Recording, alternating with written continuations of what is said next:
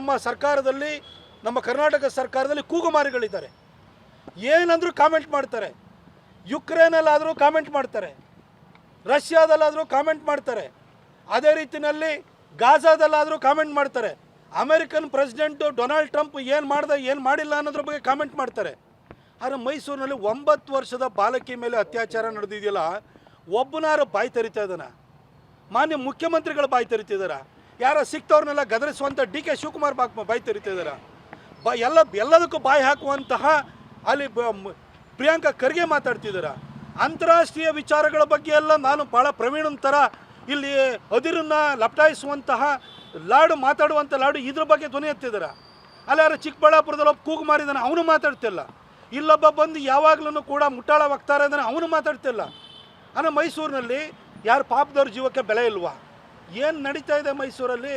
ಮನೆ ಸಿದ್ದರಾಮಯ್ಯನವರೇ ದಸರಾ ಮಾಡಿದ್ರಿ, ಇಲ್ಲಿ ಹೋದ್ರಿ, ಇಲ್ಲಿ ಬಂದು ಎಲ್ಲ ವೀರಾದಿ ವೀರ ಅಂತೇಳಿ ತಮ್ಮ ತಾವೇ ಕೊಚ್ಕೊಂಡು ಹೋದ್ರಿ. ನೀವು ನಾನೇ ಮುಂದಿನ ಮುಖ್ಯಮಂತ್ರಿ ಆಗಿ ನಾನೇ ಮುಂದುವರಿತೀನಿ ಅಂತ ಹೇಳ್ಕೊಂಡು ಹೋದ್ರಿ. ನೀವು ಮುಖ್ಯಮಂತ್ರಿ ಯಾವ ಪುರುಷಾರ್ಥಕ್ಕೋಸ್ಕರ ಸರ್? ಇಲ್ಲಿ ಮೈಸೂರಿನಲ್ಲಿ ಸಾಮಾನ್ಯ ಒಂದು 9 ವರ್ಷದ ಬಾಲಕಿಗೆ ಇವತ್ತು ರಕ್ಷಣೆ ಇಲ್ಲ ಅಂತಂದರೆ, ಅಪ್ಪ ಅಮ್ಮನ ಜೊತೆ ಮಲಗಿದ್ದ ಬಾಲಕಿನ ಎತ್ಕೊಂಡು ಹೋಗಿ ರೇಪ್ ಮಾಡ್ತಾರೆ, ಮರ್ಡರ್ ಮಾಡ್ತಾರೆ ಅಂತಂದರೆ ಮೈಸೂರಲ್ಲಿ ಏನು ನಡೀತಿದೆ ಸರ್? ನಿಮ್ಮ ಮೂಗಿನ ಕೆಳಗಡೆ ಇರುವಂಥ ಮೈಸೂರಿಗೆ ಭದ್ರತೆ ಇಲ್ವಲ್ಲ ಸರ್? ಇವತ್ತು ನಮ್ಮ ಪೊಲೀಸ್ ಇಲಾಖೆ ನಾನು ದೂರಕ್ಕೆ ಹೋಗಲ್ಲ. ಯಾಕೆಂತಂದರೆ ಈ ಘಟನೆ ನಡೆದ ಕೂಡಲೇ ತಕ್ಷಣಕ್ಕೆ ಆ ಅಪರಾಧಿನ ಬಂಧಿಸಿ ತಂದಿದ್ದಾರೆ. ಅವನ ಕಾಲಿಗೆ ಗುಂಡು ಹೊಡೆದು ಅವನ್ನ ಎಳ್ಕೊಂಬಂದಿದ್ದಾರೆ.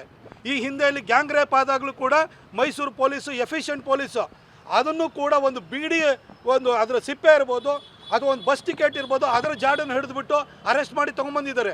ಕೇಸ್ಗಳನ್ನ ಕ್ರ್ಯಾಕ್ ಮಾಡ್ತಾರೆ ಇಲ್ಲಿ ಪೊಲೀಸರು.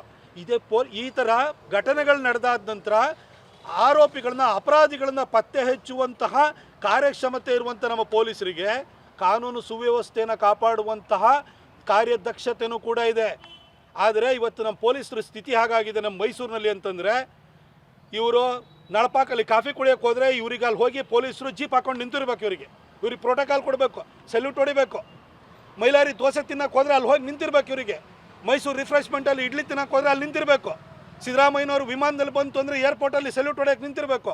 ಇಲ್ಲ ಬೈ ರೋಡ್ ಬರ್ತಾ ಇದ್ದಾರೆ ಅಂತೇಳಿ ಹೇಳಿದರೆ ಅಲ್ಲಿ ಹೋಗಿ ಶ್ರೀರಂಗಪಟ್ಟಣ ಬಾರ್ಡಲ್ಲಿ ಹೋಗಿ ನಿಂತಿರಬೇಕು. ಪೊಲೀಸರನ್ನ ಬರೀ ಪ್ರೋಟೋಕಾಲ್ ಕೊಡೋದಕ್ಕೋಸ್ಕರ, ಸೆಲ್ಯೂಟ್ ಹೊಡೆಸ್ಕೊಳ್ಳೋದಕ್ಕೋಸ್ಕರ ಈ ಸರ್ಕಾರ ದುರ್ಬಳಕೆಯನ್ನು ಮಾಡ್ತಾಯಿದೆ. ಅದಕ್ಕೋಸ್ಕರ ಮೈಸೂರಿನಲ್ಲಿ ಈ ರೀತಿಯ ಘಟನೆಗಳು ಸಂಭವಿಸ್ತಾ ಇದ್ದಾವೆ.